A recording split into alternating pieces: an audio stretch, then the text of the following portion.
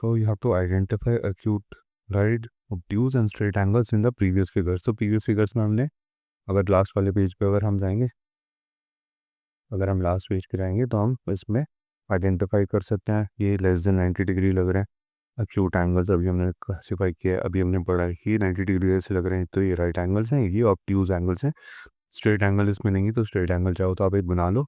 Straight angle से एक straight line ही बना सकते हो, उसके सेंटर को वो मार्क कर दो, इसका वर्टेक्स मान सकते हो, फिक्स पॉइंट मान सकते हो। यहाँ इसके दो आर्म्स को ए और B, O A and O B mark कर सकते हो। So this is a straight angle, ये 180 डिग्री का होता है, तो ये स्ट्रेट एंगल आ सकता है। तो ये हमने कर लिया, identify acute, right, obtuse and straight angles in the previous figures. Next question पे आते हैं। Make a few acute angles and a few obtuse angles, draw them in different orientations. तो हम बना सकते हैं, है ना। एक्यूट एंगल्स बनाने बड़े सिंपल होते हैं, जहाँ डिग्री ऑफ रोटेशन बहुत छोटी छोटी हो, आप इस तरह से बना सकते हैं।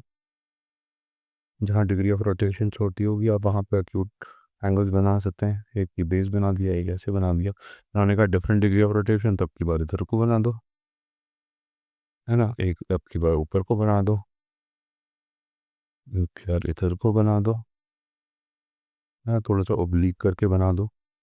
ये सारे के सारे एक्यूट एंगल्स हैं। ऑब्ट्यूज एंगल्स अगर राइट एंगल होंगे तो यहाँ पे जो दूसरी लाइन होगी ये परपेंडिकुलर होगी स्ट्रेट एंगल के, है ना। या फिर एंगल जो होगा वो राइट राइट एंगल होगा, एक दूसरे से लाइंस परपेंडिकुलर होंगी।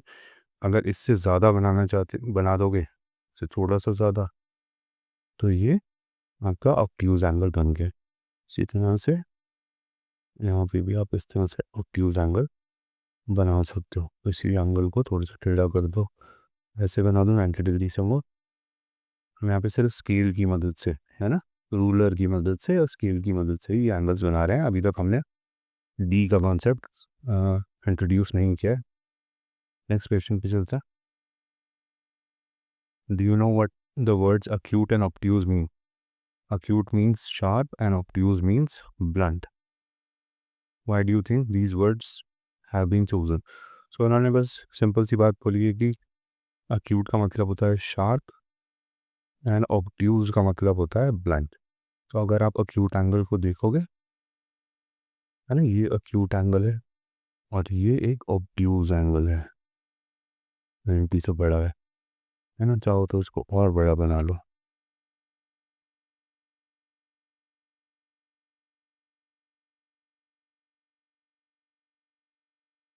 ये obtuse एंगल है, ये acute एंगल है, ये ऑब्ट्यूज एंगल है। तो अगर तुम इसके पॉइंटी एंड को देखो, इसकी वर्टेक्स को देखो, इसके फिक्स पॉइंट को देखो, तो यहाँ पे इसकी शार्पनेस नज़र आ रही है तुम्हें, ये शार्प जैसा है एक नाइफ की या एक सीजर की पॉइंटी एंड की तरह से। जबकि ये वाला जो, इसमें कोई शार्पनेस नहीं है, ये वाला जो इसका हिस्सा ये काफ़ी बड़ा सा है। तो तुम इसको ब्लंट कह सकते हो, इसको शार्प माना जा सकता है बिकॉज इसका जो एंड है वो पॉइंटी है, इसका एंड जो है वो नॉट पॉइंटी है, नॉन पॉइंटी भी कह सकते हो या इसको ब्लंट भी कह सकते हो। इसी तरह से आप अक्यूट, मतलब ये एक तरीका है सोचने का, इस तरह से इसीलिए अक्यूट एंगल और ऑब्ट्यूज एंगल यूज़ किया टर्म। अक्यूट मीन जो शार्प एंगल होते हैं और जो ऑब्ट्यूज होते हैं वो थोड़े से ब्लंट नज़र आते हैं। और भी कोई रीज़न हो सकता है, इसको पढ़ने की कोशिश करेंगे। Now next question, fourth question, find out the number of acute angles in each of the following figures. Each of the following figures में हमें अक्यूट एंगल्स को फाइंड करना है, तो एक एक करके करते हैं। और नेक्स्ट इसी क्वेश्चन का नेक्स्ट पार्ट पढ़ते हैं, नीचे लिखा what will be the next figure and how many acute angles will it have. ठीक है, सो ये ट्रायंगल है, रेगुलर ट्रायंगल लग रहा है। फर्स्ट वाली फिगर को अगर हम देखें, इसको 1 को देखें अगर, तो मार्क कर देते हैं। जहाँ नंबर दिख के गोला डाल रहा हूँ, ये फिगर के नंबर है, not the number of acute angles. इसमें अब हम काउंट करना शुरू करेंगे। तो फिगर नंबर 1 जो है ये हमें एक रेगुलर ट्रायंगल नज़र आ रही है। तो इसमें ये तीनों ही, एक ट्रायंगल में 3 एंगल्स होते हैं, तो आई थिंक ये तीनों ही एंगल एक्यूट एंगल्स हैं। लेस देन 90 डिग्री लग रहे हैं, लेस देन राइट एंगल लग रहे हैं। तो इसमें number of angles, acute angles कितने हैं? 3, है ना। एक ट्रायंगल में अगर 3 एक्यूट एंगल्स हैं, तो इसी तरह से अगर हम इसमें number of triangles calculate, second figure में अगर हम नंबर ऑफ ट्राइंगल्स कैलकुलेट कर रहे हैं तो उसको हम 3 से मल्टीप्लाई कर सकते हैं। तो उसमें एक ये वाला ट्राइंगल नज़र आ रहा है मुझको ऊपर,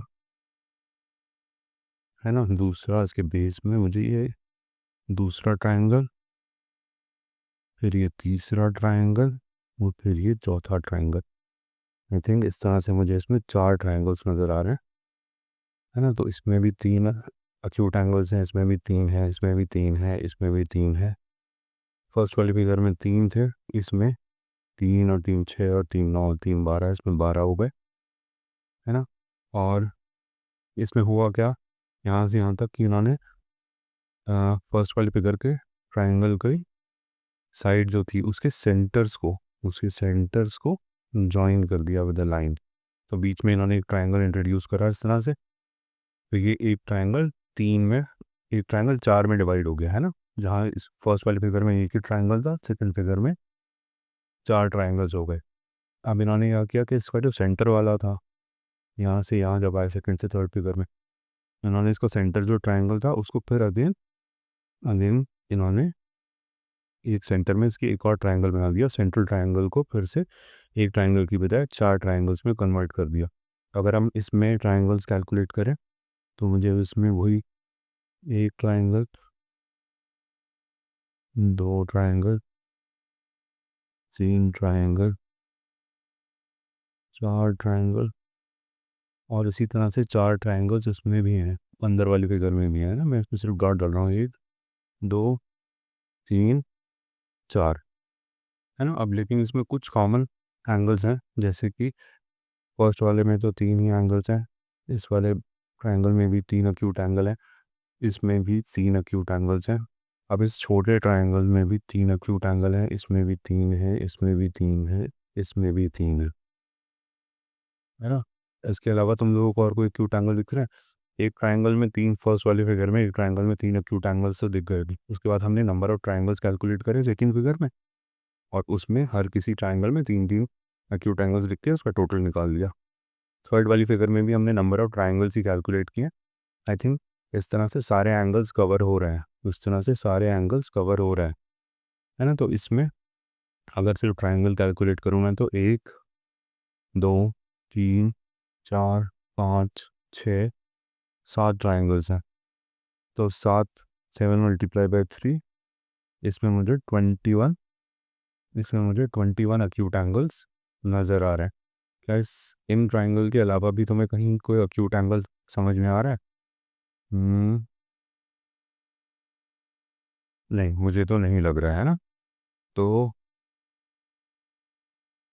इसमें 21 अक्यूट एंगल्स हैं। फर्स्ट वाले में 3 अक्यूट एंगल हैं, दूसरे वाले में 12 हैं, तीसरे वाले में 21 हैं। अब ये कह रहे हैं नेक्स्ट पार्ट जो था, what will be the next figure and how many acute angles will it have. तो उसकी नेक्स्ट फिगर के लिए, देखो ये फर्स्ट फिगर की तरह से है, ये सेकंड है, ये थर्ड है और ये फोर्थ है। थर्ड और फोर्थ अभी तक तो सेम है क्योंकि ऐसी तरह से कॉपी कर रखा है मैंने। बट अब हमें करना क्या है, हमें इसके सेंटर वाले ट्राइंगल को फिर से 3 ट्राइंगल्स में डिवाइड कर देना है। सेंट्रल वाले ट्राइंगल को, इस वाले ट्राइंगल को 4 ट्राइंगल्स में करना है, या इसकी सेंटर पॉइंट को, इसकी जो साइड्स हैं उनको ज्वाइन कर देना है। तो इस तरह से नेक्स्ट फिगर, अब ये नेक्स्ट फिगर बन जाएगी। ये करेक्टेड चार अब बना है ना। तो इसकी नेक्स्ट फिगर फोर्थ ये वाली होगी।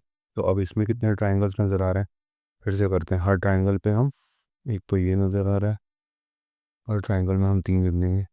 एक ये ट्राइंगल नज़र आ रहा है, दूसरा ये ट्राइंगल नज़र आ रहा है 3, तीसरा ये ट्राइंगल नज़र आ रहा है, इसमें भी 3, उसके बाद ये ट्राइंगल नज़र आ रहा है, इसमें भी 3, इसमें भी 3, और जहाँ मैं बिंदु लगा रहा हूँ यहाँ पे भी ट्राइंगल्स हैं, इसमें भी 3 3 3 3 नज़र आ रहे हैं, और इस वाला जो बचा हुआ है इसमें भी हमें 3 अक्यूट एंगल्स नज़र आ जाएंगे। तो इसमें नंबर ऑफ ट्राइंगल्स कैलकुलेट करते हैं।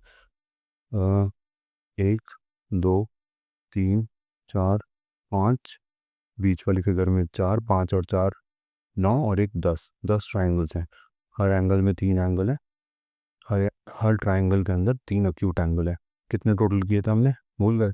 1 2 3 4 5 6 7 8 9 10 10 इंटू 3 इज 30 है ना। यहाँ पे 3 थे, यहाँ पे कितने आ गए थे 4 ट्राइंगल्स में, हर ट्राइंगल के अंदर 3 एक्यूट एंगल, 4 दिया 12, इसमें 12 थे। इसके अंदर ट्राइंगल था ये वाला 1 2 3 4 5 6 7, 7 या 21 थे इसमें। तो इस तरह से फर्स्ट वाले में थे 3, सेकेंड वाले में थे 12, थर्ड वाले में थे 21, और इसकी जो नेक्स्ट फिगर थी उसमें भी हमने 30 acute angles काउंट कर लिया। नाउ डू यू नोटिस, इसका नेक्स्ट पार्ट है क्वेश्चन का, do you notice any pattern in the number. Pattern in the number हम कर सकते हैं, या तो मैं इस 3 12, या तो मैं ये नंबर 3 12 21 और 30, इसमें कोई पैटर्न नज़र आ रहा है। जैसे कि ये सारे 3 के मल्टीपल्स हैं, तो यहाँ पे तो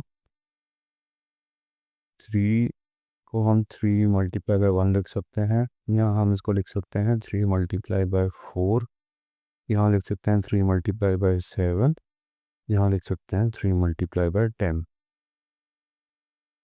तो इसमें मल्टीपल देखेंगे 3 के, तो पहले वाले में 1 है, फिर 4 है, फिर 7 है, फिर 10 है ना। तो 3 3 करके उसके मल्टीपल बढ़ रहा है, बिकॉज एक जो था ट्राइंगल वो नेक्स्ट वाली फिगर में 4 में कन्वर्ट हो रहा था, तो उसमें 3 ट्राइंगल्स इंक्रीज हो रहे थे। तो मुझे लगता है कि नेक्स्ट वाला जो उसका फिगर बनेगा उसमें 3 इंटू, जहाँ पे देखो 1 4 7 10, तो उसका नेक्स्ट नंबर मुझे लगता है 13 आ सकता है।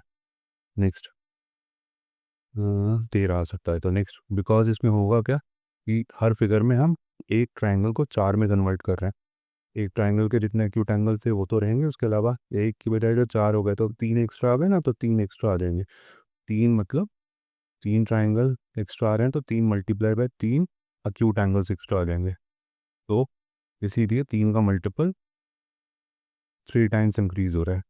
ये 3 टाइम्स 1 था, ये 3 टाइम्स 4 था, ये 3 टाइम्स 10 था, नेक्स्ट वाला मुझे लगता है कि 3 टाइम्स 13 होगा। आप नेक्स्ट वाली फिगर बना के, नेक्स्ट वाली फिगर अगर आप तुम बनाओगे तो ये जो 4 नंबर है इसको काफ़ी बड़ा सा करके एक पूरे बड़े पेज पे बनाना, और फिर उसके बाद सेंट्रल वाला, देखो सेंट्रल वाला ट्राइंगल जो ये वाला जिसको मैं बिल्कुल फिल कर रहा हूँ, इस वाले ट्राइंगल को फिर से डिवाइड करना, और देन फिर देखना क्या 3 इंटू 13 नंबर हो, या फिर इसकी जगह पे 3 इंटू 13 होता है 13 या 39 39। क्या है, नंबर सीरीज इस तरह से रन कर रही है, शायद ये वाला पैटर्न हो सकता है, करके देखना।